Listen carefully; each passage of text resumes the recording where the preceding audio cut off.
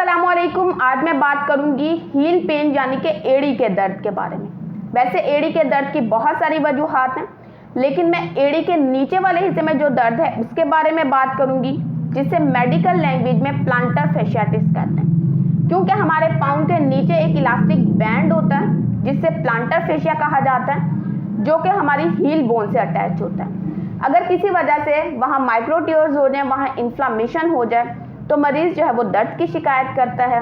इस तरह के मरीज़ों की सुबह जो है वो बड़ी नाखुशगवार होती है, क्योंकि जैसे ही वो अपना पहला कदम ज़मीन पे रखते हैं तो वो बहुत पेनफुल होता है और थोड़ा बहुत चलने से उस दर्द में कमी आती है, लेकिन बहुत ज़्यादा देर तक खड़े रहने से और बहुत ज़्यादा एक्सरसाइज करने से भी दर्द बढ़ जाता है। अब आराम करने के बाद जब पहला कदम ज़मीन पे रखते हैं तो तकलीफ़ होती है। वो उसका वजह यह है कि प्लांटर फेशिया टाइट हो जाता है। वो अगर 2-3 घंटे बैठें उसके बाद चलना शुरू करें तो पेन होता है, या सो के उठें और जैसे ही कदम ज़मीन पे रखें फिर भी पेन होता है, क्योंकि प्लांटर फेशिया जो है वो टाइट हो जाता है। और बहुत ज़्यादा एक्टिविटी के बाद, यानी कि बहुत ज़्यादा एक्सरसाइज कर लें या बहुत ज़्यादा देर तक खड़े रहें, फिर भी मरीज़ दर्द की शिकायत करते हैं, क्योंकि वहाँ उनकी इन्फ्लामेशन जो है वो बढ़ जाती है।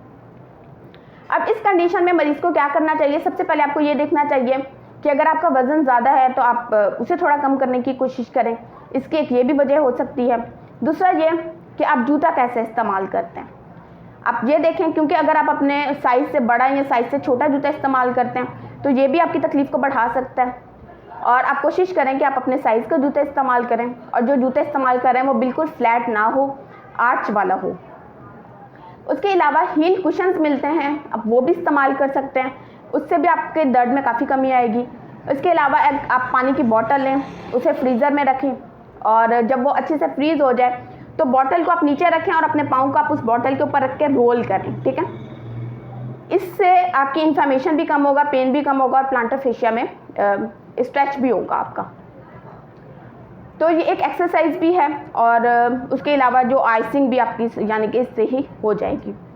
उसके अलावा अगर किसी को बहुत ज़्यादा पेन होता है तो नाइट स्प्लिंट मिलते हैं, वो भी यूज़ कर सकते हैं, ताकि आपका जो है वो प्लांटर फेशिया जो है वो स्ट्रेच रहे।